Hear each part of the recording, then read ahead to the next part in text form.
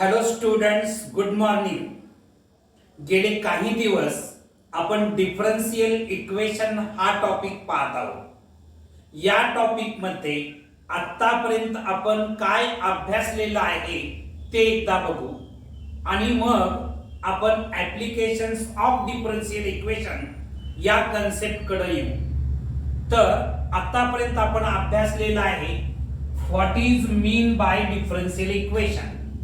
Differential equation म्हणजे काय हे आपण पाहिलेलं आहे. Order and degree of a differential equation. Differential इक्वेशनची ऑर्डर आणखी डिग्री फाइंड आउट करायला आपण शिकलेलो आहे. त्याच्याशिवाय formation of differential equation, differential equation form करायला आपण शिकलेलो आहे. याच्याशिवाय solution of differential equation. Solution of differential equation मध्ये आपल्याला दोन टाईपची सोल्युशन्स मिळालेली आहेत. एक म्हणजे जनरल सोल्युशन आणि दुसरं म्हणजे पर्टिक्युलर सोल्युशन.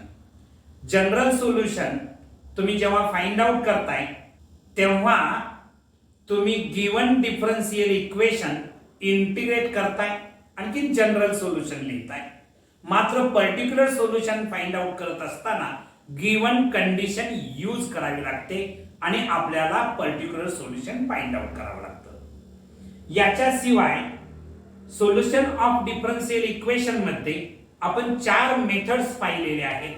त्यापैकी variable separation method, second method substitutions method, third जी आहे ती होमोजिनियस डिफरन्शियल इक्वेशन सॉल्व करण्याची मेथड होती आणि fourth method linear differential equation. आता लिनियर डिफरन्शियल इक्वेशन हा जो पार्ट आहे हा पार्ट यावर्षी अभ्यासक्रमातून वगळण्यात आलेला आहे. कोविडमुळे यावर्षी याला अभ्यासातून डिलीट केलेला आहे. नेक्स्ट इयरला हा कन्सेप्ट पुन्हा ॲज इट इज असणार आहे.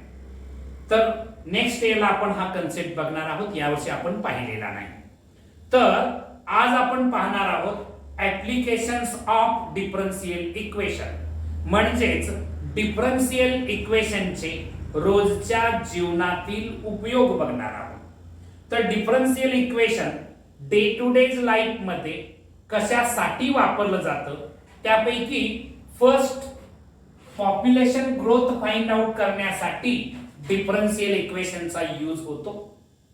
सेकंड ग्रोथ ऑफ बॅक्टेरिया, बॅक्टेरियाची ग्रोथ फाइंड आउट करण्यासाठी आपल्याला डिफरन्शियल इक्वेशन उपयोगात येतं.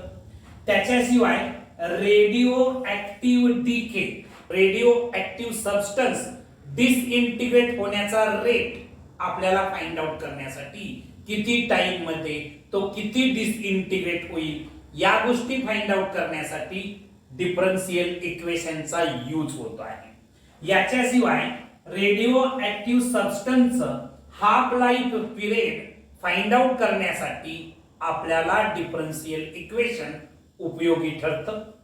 न्यूटन्स लॉ ऑफ कूलिंग मध्ये डिफरन्शियल इक्वेशन यूज केलं जातं.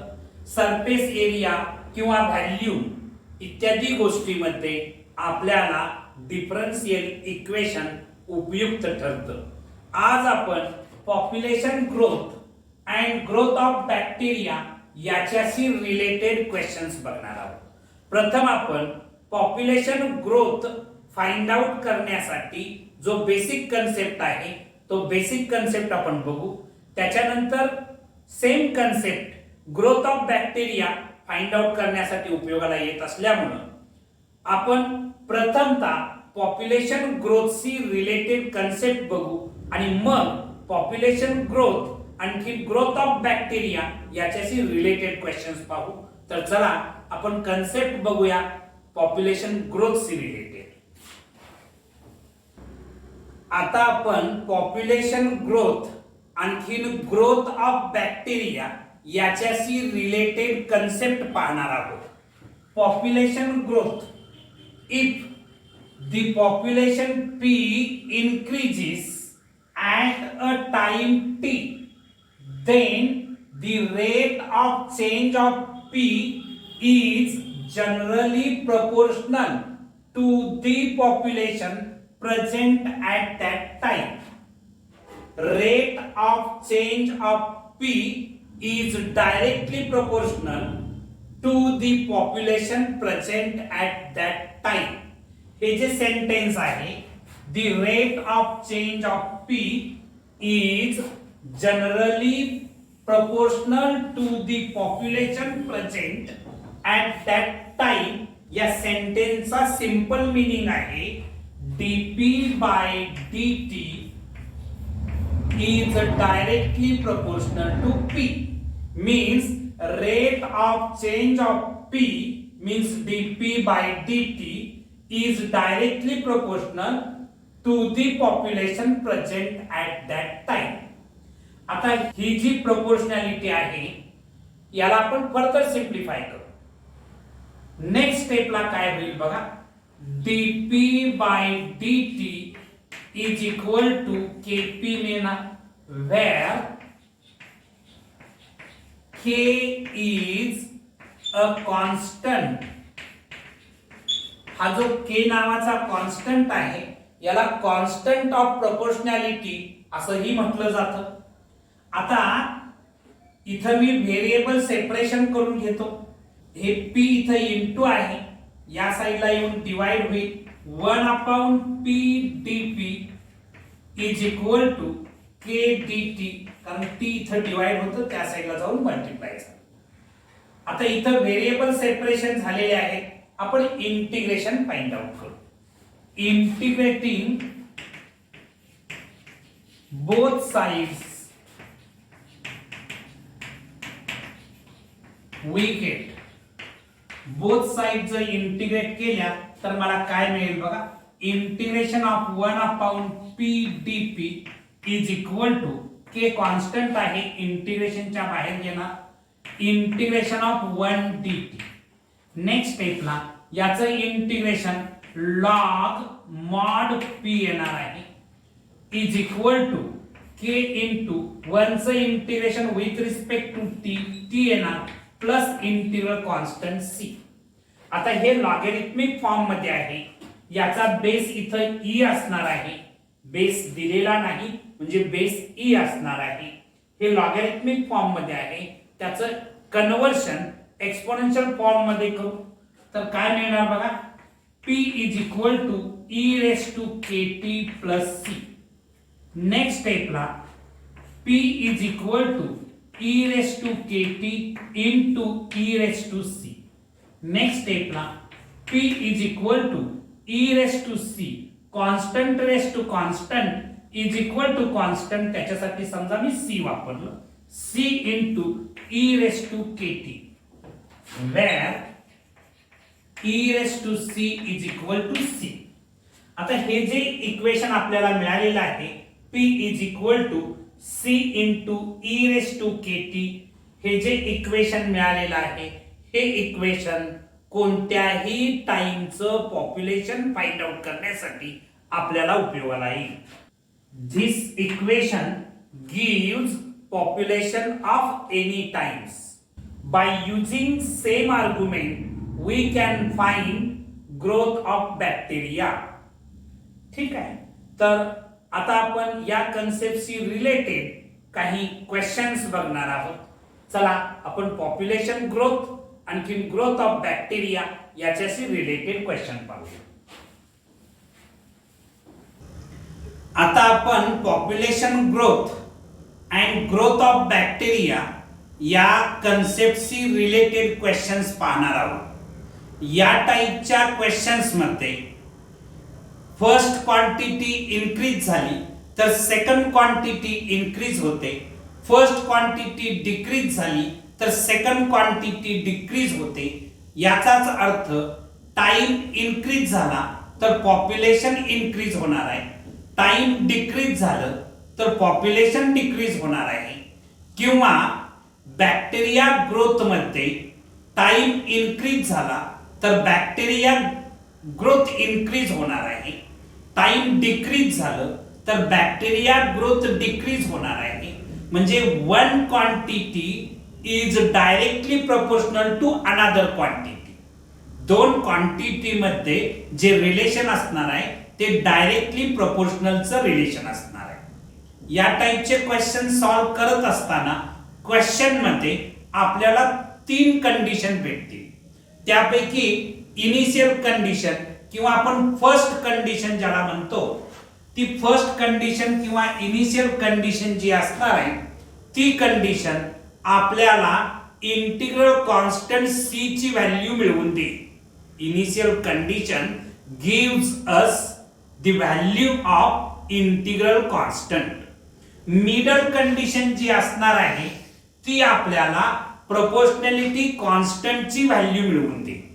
म्हणजेच middle condition gives us the value of proportionality constant. आणखी फायनल कंडिशन जी असणार आहे थर्ड कंडिशन, ही कंडिशन आपल्याला फायनल आन्सर मिळवून देईल।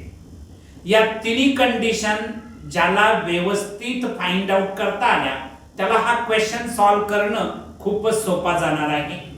तर आपण प्रत्यक्षात क्वेश्चनच्या आधारे हे कन्सेप्ट समजावून घेऊ। एक्सरसाइज 6.6 मधला आपण फर्स्ट क्वेश्चन बघणार आहोत। फर्स्ट क्वेश्चन काय आहे बघा, या ठिकाणी इथं मी फर्स्ट क्वेश्चन बोर्ड वरती लिहिणार नाही कारण आपल्याला सॉल्व्ह करण्यासाठी जागा अपुरी पडते, त्यामुळे फर्स्ट क्वेश्चन मी लिहित नाही, मी रीड करतो आहे। तुम्ही तुमच्या टेक्स्टबुक मध्ये बघू शकता। In a certain culture of bacteria the rate of increase is proportional to the number present. If it is found that the number double in 4 hours, find the number of times the bacteria are increased in 12 hours. बघा first sentence आपल्याला सांगता आहे in certain culture of bacteria the rate of increase is proportional to the number present. समजा मी या ठिकाणी let p be the number of bacteria in culture at time t असं consider केलं according to given condition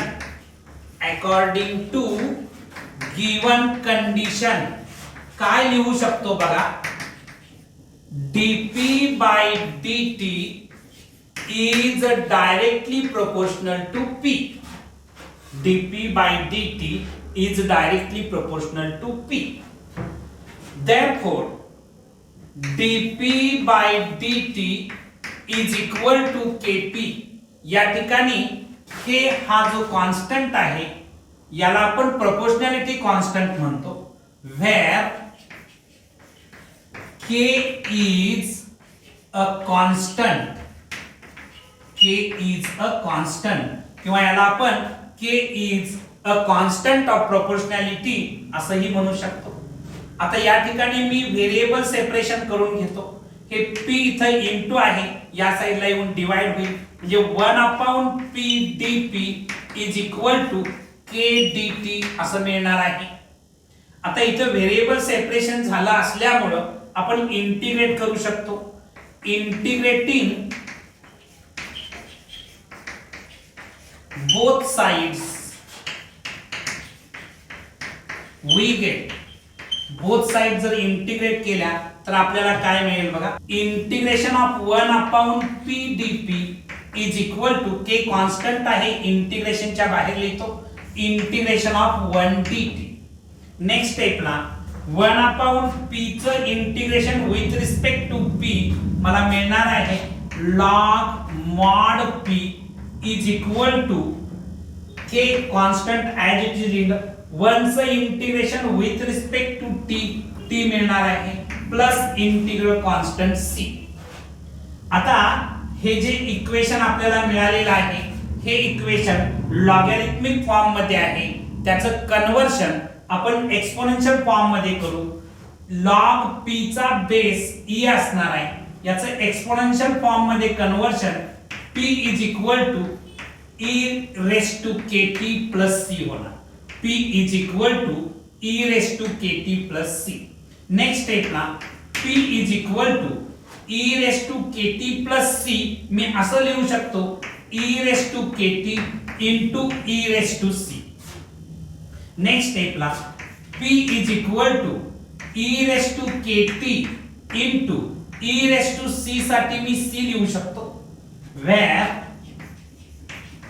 e raise to c is equal to c constant raise to constant is equal to constant. हेच equation मी असं लिहू शकतो p is equal to c into e raise to kt. याला मी equation number 1 असं नाव दिलं. अकॉर्डिंग टू गिवन कंडिशन आपण इक्वेशन 1 मिळवून घेतलं. आता फर्स्ट इनिशियल स्टेजचा आपण विचार करणार आहोत. इनिशियली याचा अर्थ टाइम 0 असताना, initially that is when t is equal to 0. Time जेव्हा 0 असणार आहे तेव्हा आपण असं कन्सिडर करूया number of bacteria p is equal to p0. p0 म्हणजेच इनिशियल नंबर ऑफ बॅक्टेरियाज किंवा original number of bacterias. p0 म्हणजे काय असणार आहे? Original number of bacteria. ठीक आहे. या व्हॅल्यूज आपण इक्वेशन 1 मध्ये पुट केल्या तर मला मिळणार आहे p0 is equal to c into e raise to k.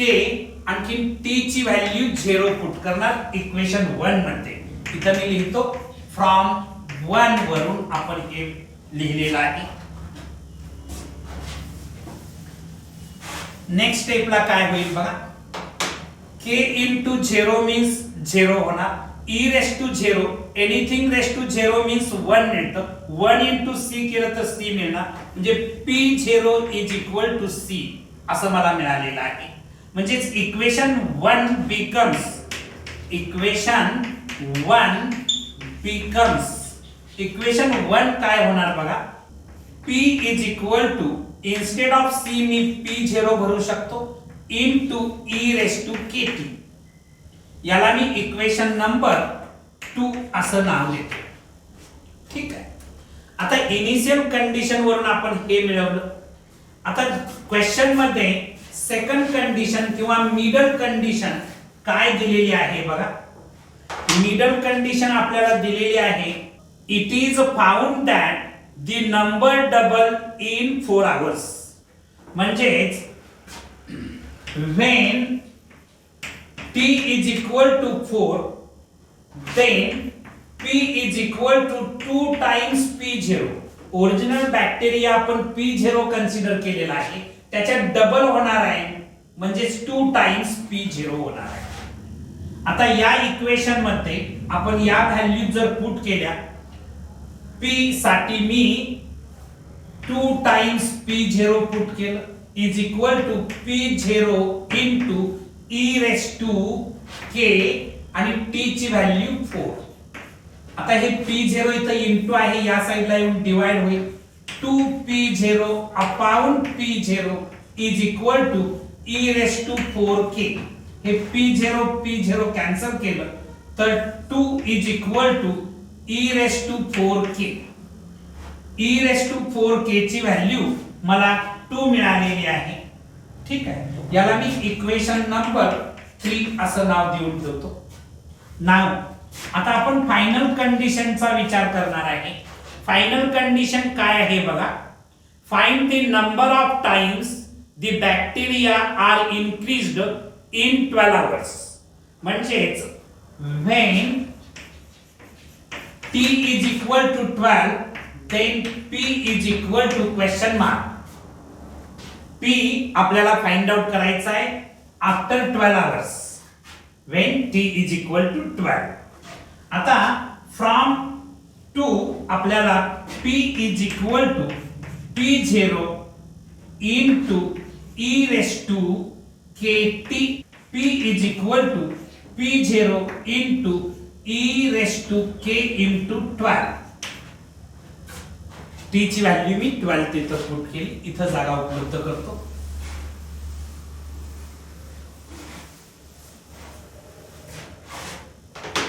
Next स्टेपला काय होईल बघा, p is equal to p0 into e raised to 12k. p is equal to p0 into e raised to 4k raised to 3.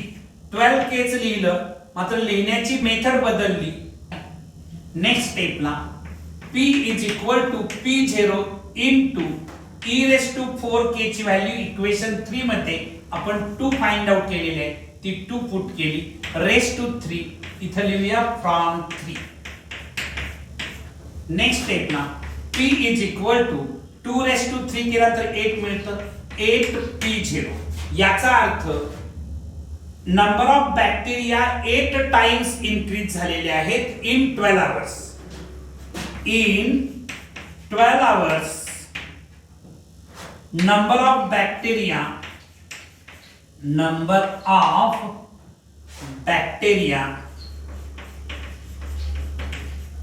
increased to 8 times. 8 times न number of bacteria increase झालेले आहेत. हे तुमचं final answer आहे. Okay, next questions आपण पाहणार आहोत.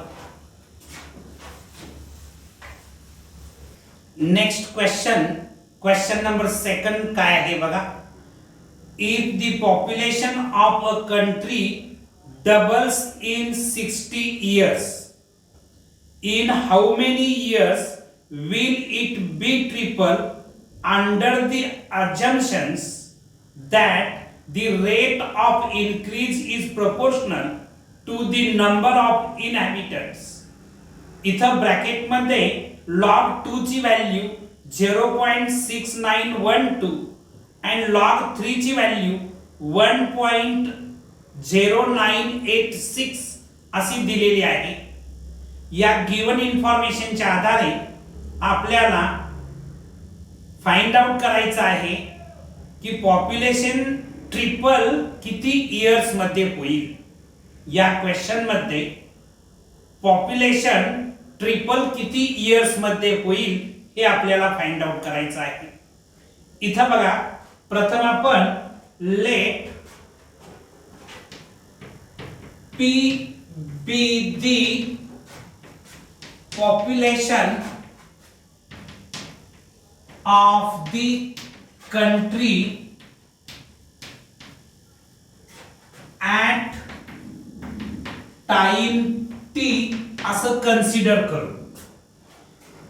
Given condition काय आहे बघा. गिवन कंडिशन आहे the rate of increase is proportional to the number of इनहॅबिटंट्स.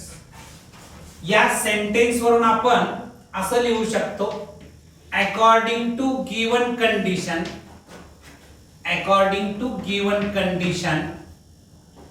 dp by dt is directly proportional to p. Therefore, dp by dt is equal to kp, where k is constant of proportionality. Next स्टेपला इथं मी variable separation करून घेतो. हे p into आहे, या साइडला येऊन divide होईल. Therefore 1/p dp is equal to k dt. इथं व्हेरिएबल सेपरेशन झालं असल्यामुळे आपण इंटिग्रेशन फाइंड आउट करू. Integrating both sides we get integration of 1/p dp is equal to k constant आहे, इंटिग्रेशन च्या बाहेर घेऊ, k into integration of 1 dt. Next स्टेपला 1/p च integration with respect to p log mod p is equal to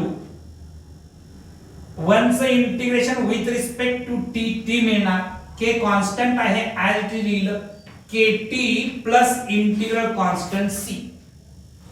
आता हे logarithmic form मध्ये आहे, याचं कन्वर्शन आपण एक्सपोनेन्शियल फॉर्म मध्ये जर करायचं ठरवलं तर p is equal to e raise to kt plus c मिळणार, कारण log p चा बेस e असणार आहे, त्यामुळे याचं एक्सपोनेन्शियल फॉर्म होणार आहे p is equal to e raise to kt plus c.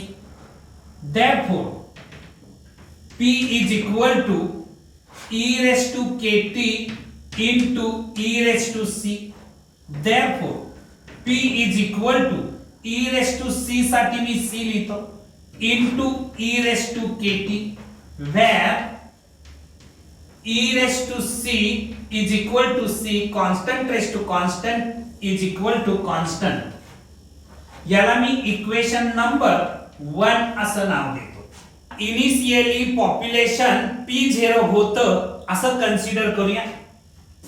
Initially that is when t is equal to 0, t is equal to 0, then आपण असं कन्सिडर करू let p is equal to p0. Initially original population p0 होतं असं आपण consider केलं. Original population p0 आहे असं आपण कन्सिडर केलेलं आहे. इथं मी जागा अवेलेबल करतो.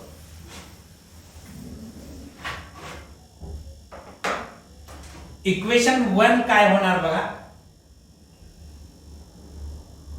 p0 is equal to c into e raise to k आणि t ची व्हॅल्यू 0 पुट करणार. हे मिळालेलं आहे from 1. p0 is equal to c into e raised to k into 0. 0 into k केलं तर 0 मिळणार. e raised to 0 means 1. 1 into c केलं तर c. म्हणजे p0 is equal to c मिळालं. आता इक्वेशन 1 काय होणार बघा. therefore इक्वेशन 1 becomes, इक्वेशन 1 होणार आहे p is equal to p0 into e raised to kt. याला मी इक्वेशन नंबर 2 असं नाव देतो.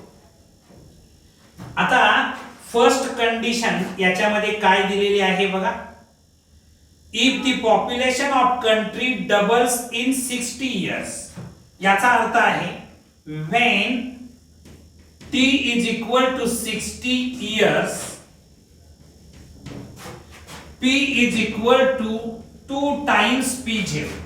कारण ओरिजिनल पॉप्युलेशन आपण p0 मानलेलं आहे, ते डबल होणार आहे म्हणजे 2p0 होणार आहे. म्हणजेच हे इक्वेशन 2 वरून आपण काय लिहू शकतो बघा. p च्या बदली 2p0 is equal to p0 into e raised to k आणि t ची व्हॅल्यू 60 पुट करणार. म्हणजेच हे p0 या साइडला आणलं तर 2p0 upon p0 is equal to e raise to 60k होणार. हे p0 कॅन्सल केलं तर मला मिळणार आहे, इथं जागा अवेलेबल करतो,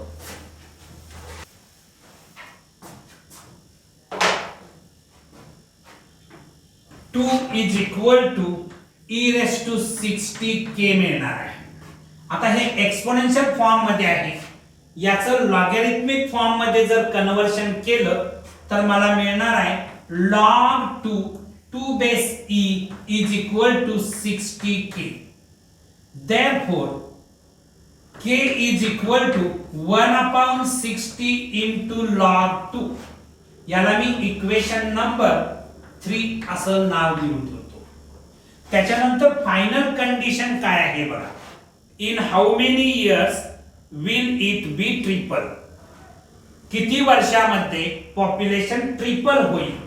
म्हणजेच आपल्याला फाइंड आउट करायचं आहे रिक्वायर्ड आहे आपलं required T when P is equal to 3P0. Original population P0 होतं, ते ट्रिपल होणार म्हणजे 3 टाइम्स P0 कधी होईल ते आपल्याला फाइंड आउट करायचं आहे, म्हणजे T ची व्हॅल्यू फाइंड आउट करायची. इक्वेशन सेकंड वरून आपल्याला काय लिहिता येईल बघा. इन्स्टेड ऑफ P मी लिहू शकतो 3P0 is equal to P0 into e raised to k t. आता हे P0 इथं इंटू आहे, या साइडला येऊन डिवाइड होईल. 3P0 upon P0 is equal to e raised to kt.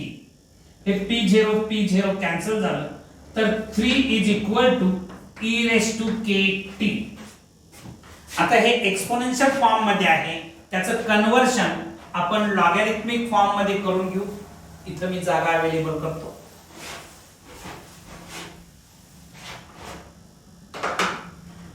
तर काय होणार आहे बघा. log 3 to base e is equal to kt लिहिणार.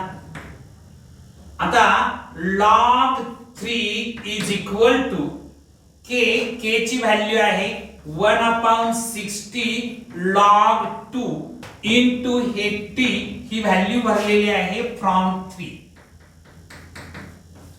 ठीक आहे. नेक्स्ट स्टेपला हे log 2 इथं इंटू आहे, या साइडला येऊन डिवाइड होणार. हे 60 इथं डिवाइड आहे, इकडे येऊन मल्टिप्लाय होणार, म्हणजे 60 into log 3 upon log 2 is equal to t. आता नेक्स्ट स्टेपला मी इथं जागा अवेलेबल करतो. t is equal to 60 into log 3 ची व्हॅल्यू त्यांनी ब्रॅकेट मध्ये दिलेली आहे 1.0986 अपॉन log 2 ची व्हॅल्यू दिलेली आहे 0.6912. आता तुम्ही हे कॅल्क्युलेशन केलं तर t is equal to 95.4 years तुम्हाला मिळेल. कारण हे कॅल्क्युलेशन करण्यामध्ये आपण वेळ घालवणार नाही. हा प्रॉडक्ट आणखी डिव्हिजन तुम्हाला करता येईल. ही अप्रॉक्सिमेट व्हॅल्यू असणार आहे. ही जी व्हॅल्यू आहे एक्झॅक्ट व्हॅल्यू नाही, अप्रॉक्सिमेट 95 इयर्स 95.4 इयर्स एवढ्या इयर्स नंतर पॉप्युलेशन ट्रिपल होणार आहे. ओके. शेवटी तुम्ही फायनल आन्सर लिहा. Population will be triple after 95.4 years. तर हे तुमचं फायनल आन्सर. नेक्स्ट क्वेश्चन आपण पाहणार आहोत. आज आपण population growth and growth of bacteria याशी रिलेटेड क्वेश्चन्स पाहत आहोत. क्वेश्चन नंबर 7 काय आहे बघा.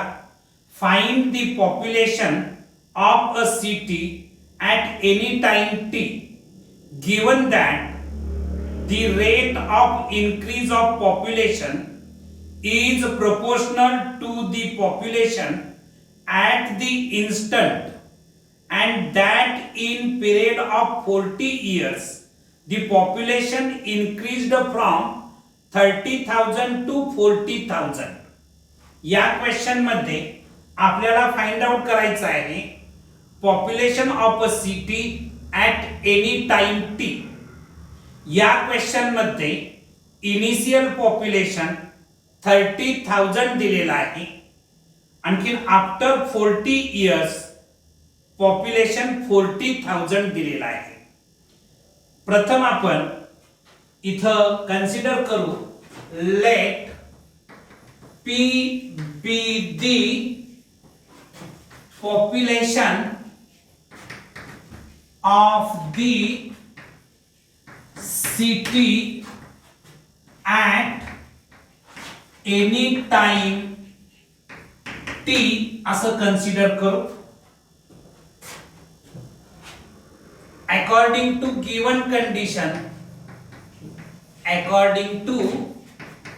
given condition गिवन कंडिशन नुसार आपण काय लिहू शकतो बघा, dp by dt is directly proportional to p. Therefore dp by dt is equal to kp, where k is a constant. K is a constant of proportionality. आता इथं variable separation करून घेऊ. Therefore 1 upon p dp is equal to k dt. Variable separation झाला असल्यामुळे आपण integration find out करू. Integrating both sides we get,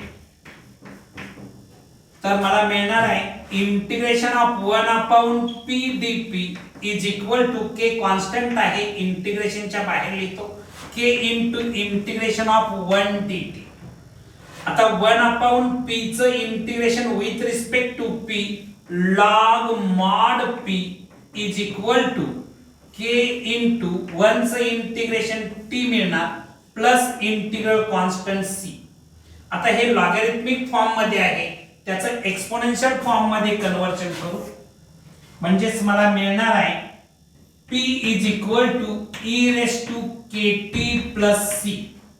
Therefore p is equal to e raise to kt into e raise to c. Therefore p is equal to c into e raised to kt, where e raised to c is equal to c, constant raised to constant is equal to constant. याला मी equation number 1 असं नाव देतो. आता तुम्हाला question मध्ये सांगण्यात आलेलं आहे initially that is p is equal to 0 असताना p is equal to 30,000 दिलेला आहे. हे गिवन आहे म्हणून इथं पाहिजे तर मी गिवन असं ब्रॅकेट मध्ये लिहितो. इक्वेशन 1 वरून आपल्याला काय मिळेल बघा, p च्या ठिकाणी मी लिहिणार आहे 30,000 is equal to c into e raised to k, आणखी t ची व्हॅल्यू 0 लिहिणार. 30,000 is equal to c into e raised to 0 means 1 मिळणार, 1 into c केलं तर c च मिळतं, जे c is equal to 30,000 मिळालेलं आहे. आता लास्ट कंडिशन, फायनल कंडिशन काय दिलेली आहे इथं जागा उपलब्ध करतो. फायनल कंडिशन आपल्याला दिलेली आहे when t is equal to 40 years, p is equal to 40,000 अशी गिवन इन्फॉर्मेशन आहे. ही गिवन इन्फॉर्मेशन असल्यामुळे मी ब्रॅकेट मध्ये गिवन लिहितो. आता इथं फ्रॉम 1 वरून p च्या बद्दल आपण 40,000 ठेवलं इज इक्वल टू c ची value 30,000 into e raised to kt and t ची व्हॅल्यू 40 भरली. आता हे 30,000 जे आहे ते इथं इनटू आहे, या साइडला येऊन डिवाइड होईल. 40,000 upon 30,000 is equal to e raised to 40k, म्हणजे 4 अपॉन 3, या 40 कॅन्सल केले, तर 4 upon 3 is equal to e raise to 40k असं मला मिळालेलं आहे. नाव आपल्याला काय फाइंड आउट करायचं आहे, क्वेश्चन मध्ये काय म्हटलेलं आहे बघा, find the population of city at any time t, हे फाइंड आउट करायचं आहे. म्हणजेच required, now required p at any time t, required p at any time t, p find out करायचा आहे any time t. P is equal to C into e raise to KT आहे. P is equal to C ची value आपण इथं मिळवलेली आहे 30,000. E raise to KT as it is लिहितो. P is equal to 30,000 into E raise to KT लिहिण्याची मी style बदलतो. E raise to 40K raise to T upon 40. 40 cancel केलं तर KT शिल्लक राहतं. E रेस टू KT लिहिण्याची मी स्टाईल फक्त बदललेली आहे. इथं मी जागा अवेलेबल करतो. हे आपण लिहिलेलं आहे, हे फ्रॉम 1 वरून लिहिलेलं आहे. ही C ची व्हॅल्यू इथं आपण जी मिळवलेली आहे ती रिसबस्टिट्यूट केलेली आहे. P is equal to 30,000 into E raise to 40K ची व्हॅल्यू 4/3 मिळालेली आहे. 4/3 रेस टू T अपॉन 40. म्हणजेच population of the city at any time T is equal to 30,000 into 4/3 raised to T upon 40. इथं तुम्ही फायनल आन्सर लिहिना. Therefore, the population of this city at any time T is 30,000 into 4/3 raised to T by 40. हे तुमचं final answer असणार आहे. Okay, next question आपण पाहणार आहोत. चला नेक्स्ट क्वेश्चन पाहू. नेक्स्ट क्वेश्चन नंबर 11 काय आहे बघा. The rate of growth of the population of a city at any time T is proportional to the size of the population. For a certain city, it is found that the constant of proportionality is 0.04. Find the population of this city after 25 years if the initial population is 10,000. Bracket मध्ये E ची value दिलेली आहे 2.7182. या question मध्ये आपल्याला find out करायचं आहे population after 25 years. या क्वेश्चन मध्ये कॉन्स्टंट ऑफ प्रोपोर्शनॅलिटी म्हणजेच K ची व्हॅल्यू दिलेली आहे 0.04. आणखी इनिशियल पॉप्युलेशन दिलेलं आहे 10,000. आपण प्रथमतः इथं कन्सिडर करू. Let P be the population of a city at time T according to given condition.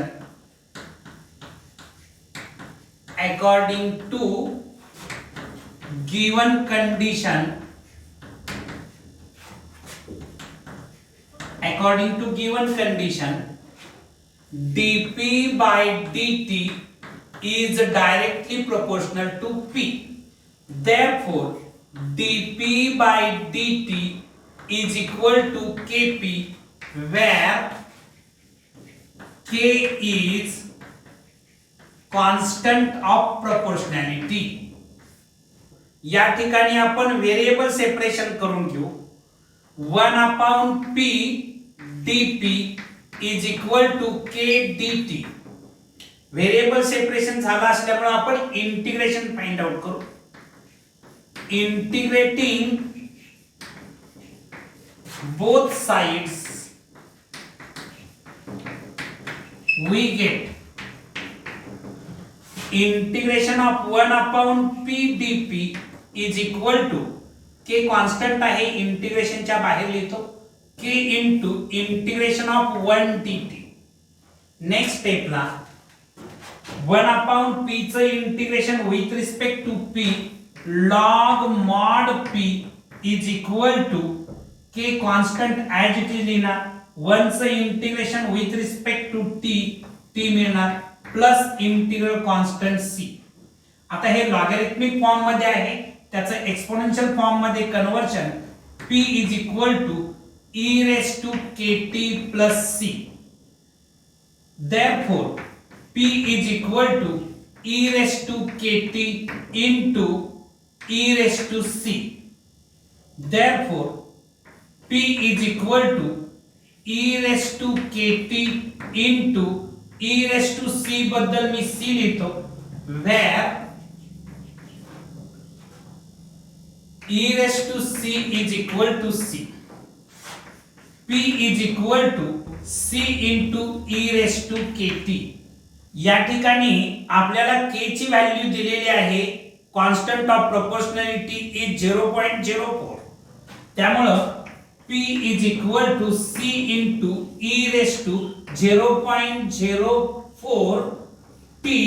याला मी इक्वेशन नंबर 1 असं नाव देतो. नेक्स्ट स्टेपला इथं जागा अवेलेबल करतो. आता इनिशियल पॉप्युलेशन दिलेला आहे 10,000. याचा अर्थ initially that is when t is equal to 0, p is equal to 10,000. या व्हॅल्यू इक्वेशन 1 मध्ये जर आपण सबस्टिट्यूट केल्या तर मिळणार आहे 10,000 is equal to c into e raised to 0.04 into t ची व्हॅल्यू 0 भरणार. 10,000 is equal to c into, तर 0 into एनिथिंग केलं तर 0 म्हणजे e raised to 0 झालं. e raised to 0 ची व्हॅल्यू 1 मिळते. याचाच अर्थ c is equal to 10,000 तुम्हाला मिळालेला आहे. त्याच्यानंतर लास्ट कंडिशन काय आहे बघा. फायनली तुम्हाला काय फाइंड आउट करायचं आहे, find the population of this city after 25 years. Now when t is equal to 25, required p population आपल्याला फाइंड आउट करायचं आहे. तुमचे इक्वेशन आहे फर्स्ट वरून मी लिहू शकतो p is equal to c into e raised to 0.04 t. p is equal to c ची value 10,000 into e raised to 0.04 आणखी t आहे 25. t ची व्हॅल्यू आहे 25. इथं मी जागा अवेलेबल करतो. हे इक्वेशन तुम्ही फ्रॉम 1 वरून घेतलेलं आहे. p is equal to 10,000 into e raised to 0.04 into 25 केलं तर याचा आन्सर मिळतं आहे 1. p is equal to 10,000 into e मिळालेला आहे, e raised to 1 मीन्स. आणखी e ची व्हॅल्यू टेक्स्ट बुक मध्ये दिलेली आहे 2.7182. हा जर प्रॉडक्ट तुम्ही घेतला तर p is equal to 27182.0000. हे 4 डेसिमल पॉइंट्स लिहिले. Therefore p is equal to 27,182. म्हणजेच आपल्याला फायनल आन्सर मिळालेला आहे the population of the city after 25 years is 27,182. हे तुमचं फायनल आन्सर असणार आहे. ओके, तर आज आपण इथं थांबणार आहोत. नेक्स्ट व्हिडिओ लेक्चर्स मध्ये या एक्सरसाइजचे रिमेनिंग क्वेश्चन्स पाहणार आहोत. त्याच्यामध्ये न्यूटन्स लॉ ऑफ कूलिंग असेल, सरफेस एरिया असेल किंवा radio active substance, half life period या कन्सेप्टशी related questions next video lectures मध्ये पाहणार आहोत. तुम्हाला हा व्हिडिओ आवडला असेल तर लाईक शेअर अँड सबस्क्राईब करायला विसरू नका. थँक्यू.